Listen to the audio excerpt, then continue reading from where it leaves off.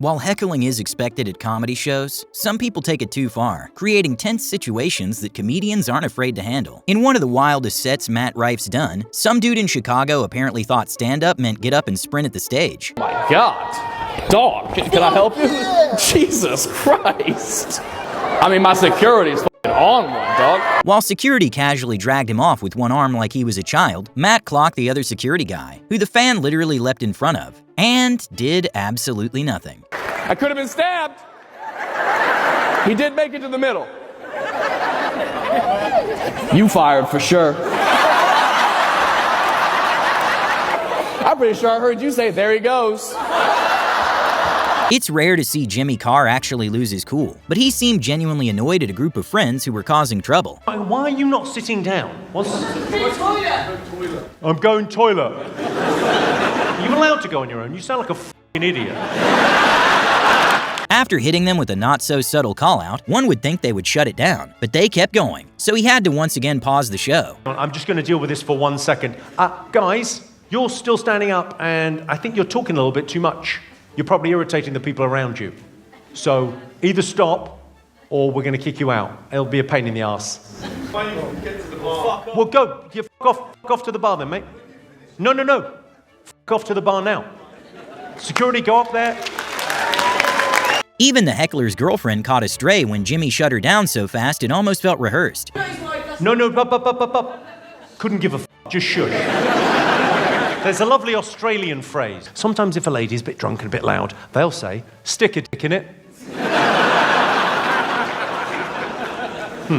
I imagine you're no stranger. Okay, not a heckler nor disrespectful, but Joe Rogan walked right onto this one. Look at his body. He's just a ball of tense muscle just exploding on your face. Pause. A woman was very intoxicated throughout comedian Akaash Singh's show, and everyone was noticing, but he didn't go after her until she started yelling in the middle of his set. Shut up. Can you let me get to the fucking joke? Who's to make sense? You're this drunk at 7:30, and you think they got the problem?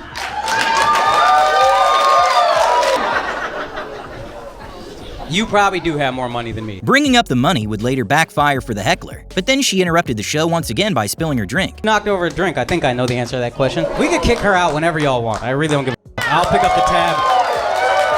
We can have fun if you're done. I just need to make sure it's out of your system. No, I don't want to talk about you anymore. I just want to make sure you're done talking. Eventually, she stormed out solo as her date didn't even follow. Instead, he casually snitched on what she does for a living, and the crowd lost it. You can say it, dude, if you want to. I have no issue with you. Yeah, you're not involved. I love that she thought everyone was gonna leave with her, and everybody's like, thank God this left. Thank God this bitch left. How do you guys know her? Is she like a... The Carr girl from the country club. I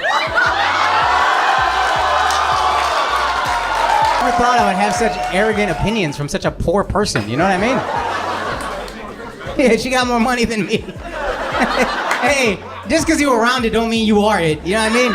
My camera guy's 7 feet, I'm still 5'7". The f***, I hang out with this guy every day, that don't do nothing for me. Some people just shouldn't drink at comedy shows. Joe Rogan was mid-set when one guy kept yelling random nonsense like he was trying to summon a podcast episode. I think it's a good idea. I'm just curious. Why do you think it's a good idea to just yell shit out? Then once you turn around and look, there's 2,000 other people besides you. You know that, right?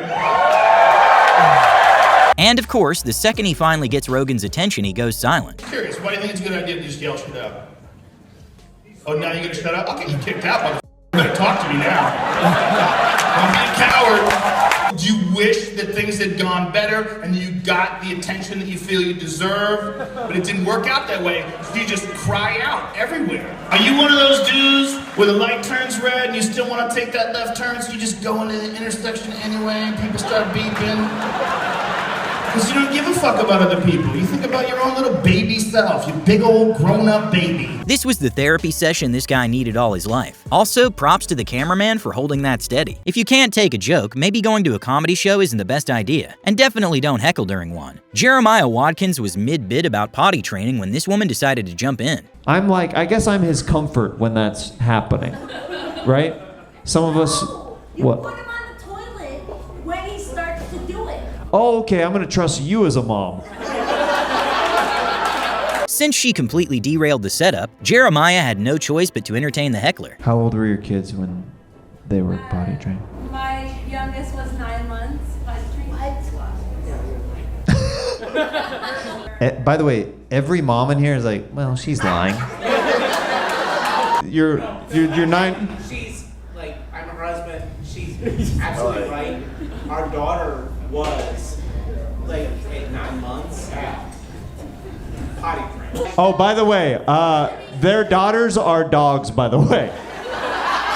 Judging by the husband's face, he was in shock, as Jeremiah jokingly implied their daughter was a dog. That's when things turned hostile fast. Not cool because she's not a dog and she's not a bitch and not I don't know, her mother is kind of...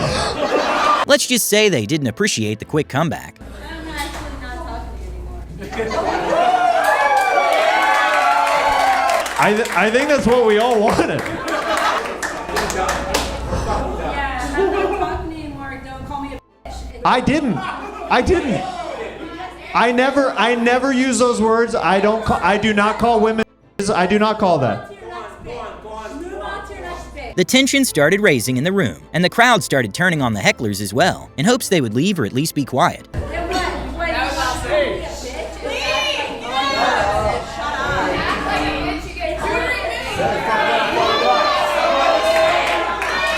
Eventually, the couple accepted defeat and they left, probably to leave a 1-star review. Somehow, the audience member thought Sammy Obeid was throwing shade at her for being brown, when he was literally just telling a story about himself. I have a hard time throwing away things if they're not like done. I think that's like the trauma of brown parents, you know what I mean? So I keep looking at you. I looked at you once for the brown parents part. I only did one brown parents reference. I looked at you twice, and you look back at me as if you don't have brown parents. You liar, okay? Before moving on, he tried to lighten the mood with one last joke, but she wasn't done. Because I bought your house. let me give you a piece of advice. No, please don't. People in this room are very not happy with what's going on right now.